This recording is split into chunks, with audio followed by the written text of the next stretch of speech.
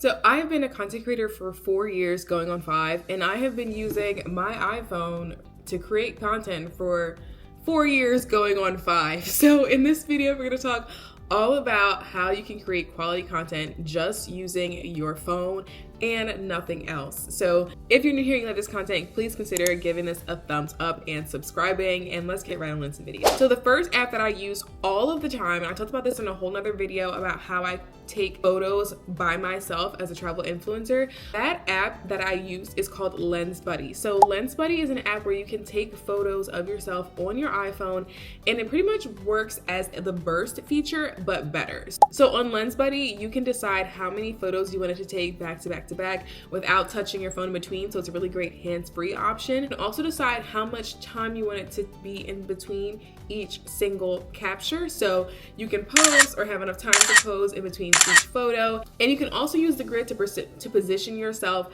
within the right dimensions of the phone, so you can see where you are every single photo and make sure that you're consistently positioning yourself in the right place. The reason why I love Lens Buddy is that one, it doesn't take up a ton of storage on your phone, but also you don't necessarily have to use all those photos. So you can go through the photos afterwards and then save the ones that you like and then delete the ones that you don't. It doesn't take up a lot of space on your phone, but it's a really great way to capture your photos hands-free. One of the features that I really like is that it also allows you to take live photos as well. But like I said, it's a lot better than the burst feature on the iPhone, in my opinion, because you can really control the settings and tell it how many photos you want to take, how much time you want it to be in between each photo. You can also use your front and your back screen, which is really great. I've done that before. Also use my flash with this as well. So I love Lens Buddy, and it has really been the crux of my Instagram feed and has allowed me to get really great photos. So the apps that I use for capturing video content, there are two different ones I will use on my phone.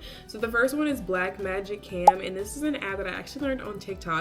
And for this app, you can only use your back screen, so the back camera of your phone. However, it gives you really high quality content. So if you're someone who creates a lot of like beauty videos or like a lot of up close shots of your face, it's really high quality, and it's really great for you to be able to take that content directly on your phone. You can also do horizontal content as well. So I will fix my screen or lock the position of my screen and then turn my phone, and I can take either vertical or horizontal videos, but I typically use this for vertical videos in the past. So like I said, you can only use the back screen for it. I think you have figured out how to use the front screen if you can, but Blackmagic Cam is really great for recording really high quality content on your phone without having to buy another camera. Another app that I use for creating content or creating video content is Final Cut Camera, and this is essentially the like Adobe version that iPhone or Apple came out with a few months ago to allow you to take high quality videos with both your front and your back camera.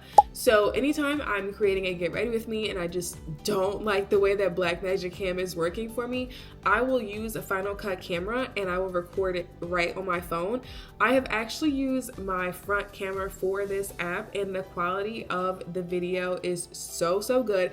I've done it for get ready with me's. I've also done it for different vlogs, travel vlogs that I post.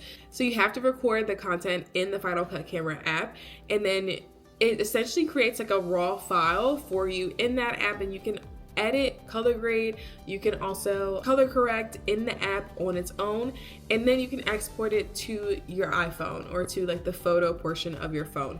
Now this does take up a bit of space on your phone, so I do tell people that ahead of time. I don't use it regularly because of how much space it does take on my phone, and I have a phone that has a 1 terabyte storage, so if it takes up a lot of space, I'm really not going to use it that much. But Final Cut Cam is for those videos where you want like a flawless finish, but you want to be able to do color correction, and you also want to be able to do different effects, or you want to do color grading. So it's a really great way to learn how to do more advanced editing compared to Blackmagic Cam, because it takes a raw file of your footage and then you can export it later on and upload it into whatever app. So for both apps, so the Blackmagic Cam and the Final Cut Cam, when you export the files to your iPhone and then upload that file to an app like TikTok or Instagram, the quality of your video will go down slightly.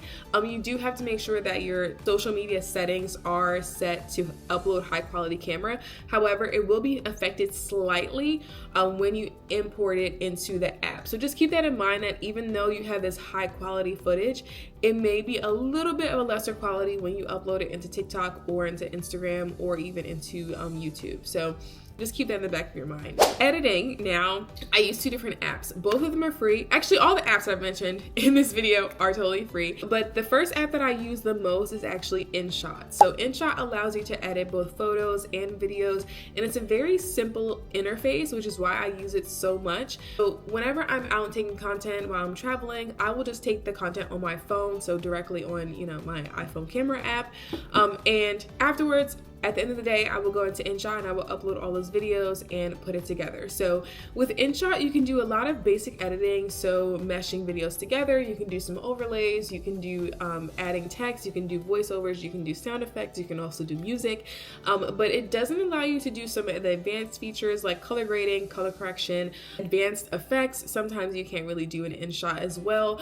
So it does have some limitations in that way, but if you were brand new to editing and you have no idea how to edit a video, just use InShot. It is totally free and you can really learn like the basics of editing content on your phone. I also use InShot to edit different photos. So I will either add a filter, but I don't really do that anymore. I will typically use it to create collages of my different photos, or I will use it to add different text onto photos. I don't edit my photos too much. I do more editing with video compared to photo, but InShot you can also edit your own photos there as well. The other app that I use for both editing short form and long form is actually Capcut. So first, talking about Capcut mobile, it's really great for creating and using templates that you can then upload into TikTok. So TikTok has a collaboration with Capcut, and if you've ever seen any of those videos where it's like you can click on the Capcut link and then create videos of your own, and it like puts it into a template for you, that's all through Capcut.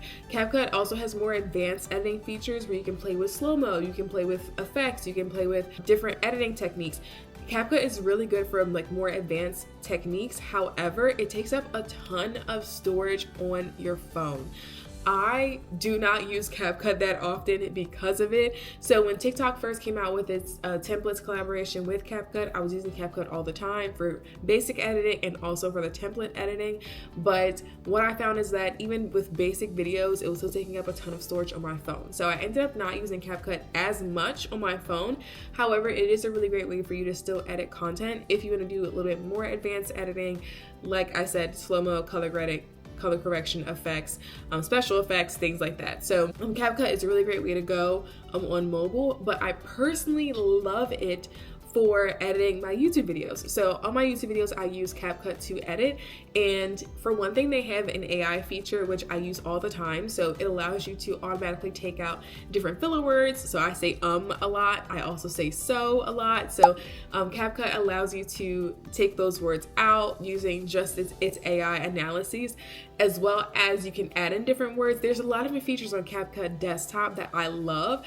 The other feature that I used all the time was uploading portions of my YouTube videos onto TikTok. So you can do that directly from Capcut as long as you're signed into your TikTok account. You can schedule those videos for later as well. So I love the features of Capcut desktop. However, I'm not really crazy about it for mobile, but you can still use it on your phone if you want to edit those videos. For the last 4 months, I've only been using it for those templates if I decide to upload a template like a video into TikTok. But other than that, I don't really use Capcut just because of how much space it takes. So hopefully you guys found this video really helpful. Let me know if you have any questions in the comments. And if you like this video, make sure you give me a subscribe, and I will see you in the next one. Bye.